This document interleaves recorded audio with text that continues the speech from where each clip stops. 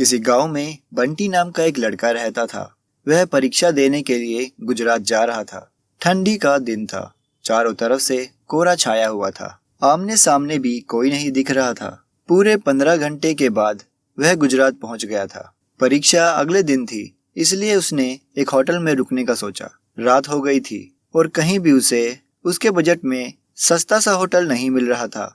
काफी ढूंढने के बाद उसे एक सस्ता होटल मिला। वह उस होटल में एक कमरा बुक करवाता है और जब वह कमरे में गया तो वह देखता है कि कमरे में चारों तरफ जाले लगे हुए थे। ऐसा लग रहा था कि वह कमरा काफी सालों से बंद पड़ा था और कमरे के अंदर का माहौल एकदम डरावना और सुनसान लग रहा था।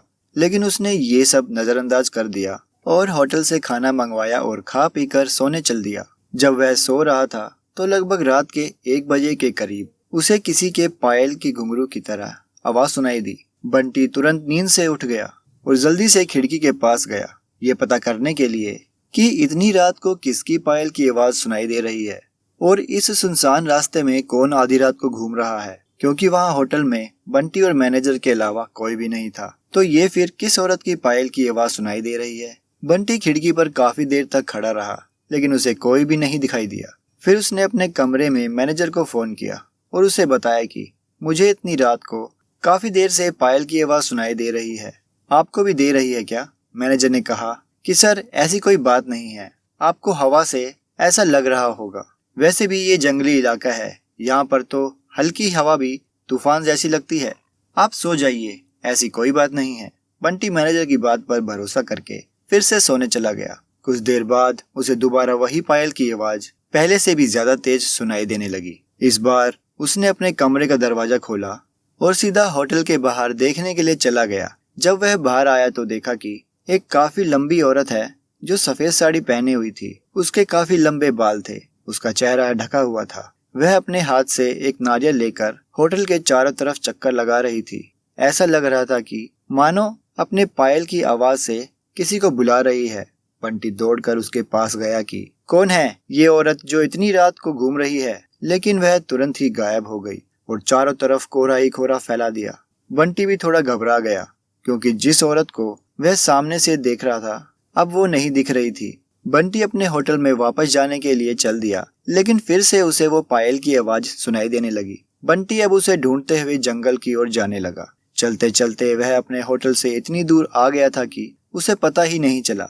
फिर उसे उस घने जंगल में कुछ ऐसा दिखा कि उसका दिल दहल गया।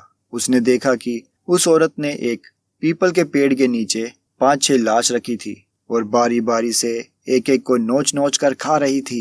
उसका मुंह खून से लथपथ था और चेहरा भी एकदम डरावना था। बंटी ने जब ये सब देखा तो उसके पांव तले जमीन खिसक गई। ये सब नजारा देखते ही उसे डर के साथ साथ रोना भी आने लगा कि वह चुड़ैल अब मुझे भी मार देगी, क्योंकि अपनी पायल की आवाज से यह औरत मुझे इतनी दूर भी ले आई है।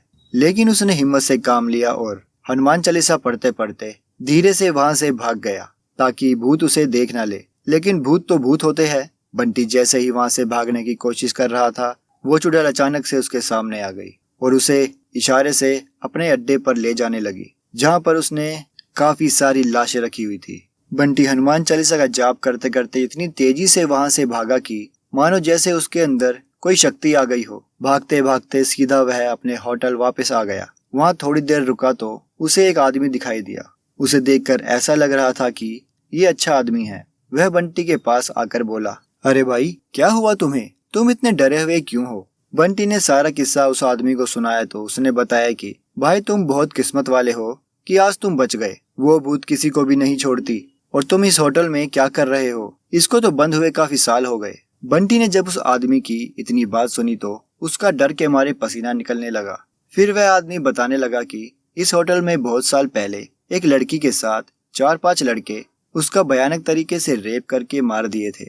लड़की तो मर गई, लेकिन किसी को भी नहीं छोड़ी और जो भी रात के समय इस रास्ते से गुजरता है सबको अपने कब्जे में कर लेती है और मार देती है।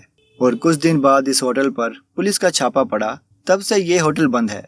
बंटी ने जब उस आदमी की पूरी बातें सुनी तो वह बहुत जोर जोर से रोने लगा, ये सोचकर कि आज मैं मर जाता। फिर वो आदमी बंटी को चुप कराता है और बोलता है, चलो आज रात तुम मेरे घर पर रह लेना, मेरा घर पास में ही है। डरो मत, अब मैं आ गया हूँ ना। बंटी उस आदमी को धन्यवाद करता है और उसके साथ उसके घर चला जाता है और अपने आप से एक वादा करता है कि आज के बाद वह भूल कर भी कभी अनजान जगहों पर नहीं जाएगा। तो दोस्तों, आज की ये स्टोरी आपको कैसी लगी? आप अपना जवाब हमें कमेंट सेक्शन में कमेंट करके जरूर दीजिए। और दोस्तों, अगर स्टोरी अच्छी लगी तो इसे लाइक करें, अपने दोस्तों के साथ शेयर करें और ऐसी और भी हॉरर स्टोरी सुनने के लिए हमारे चैनल को सब्सक्राइब करके बेल आइकन जरूर दबाएं ताकि आने वाली हर वीडियो की नोटिफिकेशन आपको मिले सबसे पहले। धन्यवाद।